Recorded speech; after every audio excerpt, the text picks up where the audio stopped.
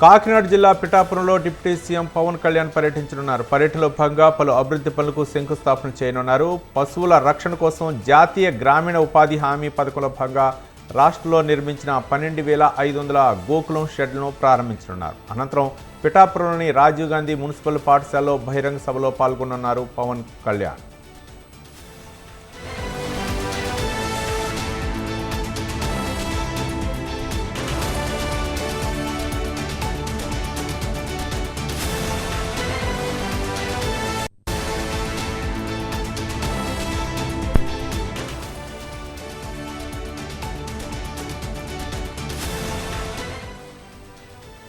కాకినాడ జిల్లా పిఠాపురంలో deputy CM Pawan Kalyan పర్యటించనున్నారు. పర్యటనలో భాగంగా పలు అభివృద్ధి పనులకు శంకుస్థాపనలు చేయనున్నారు.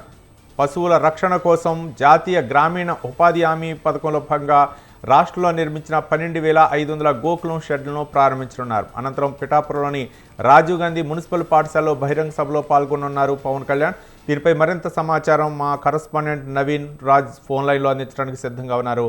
Naveen Raj. Thank you Ravi.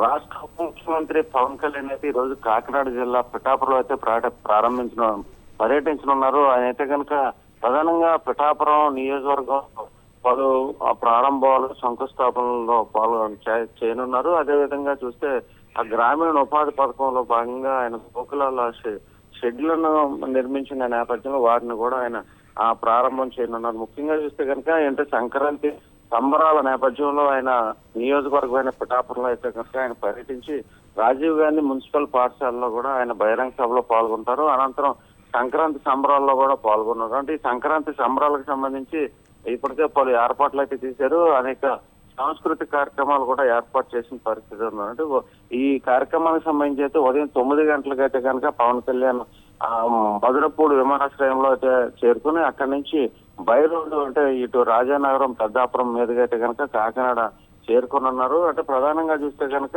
Game changer free release event లో రోడ్డు ప్రమాదంలో అయితే కనుక 2 వ్యక్తులు అయితే మృతి చెందారు.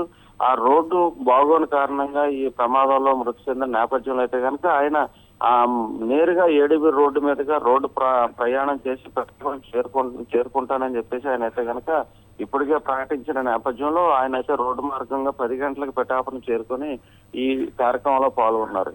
Ravi. Right, thank you Naveen Raj.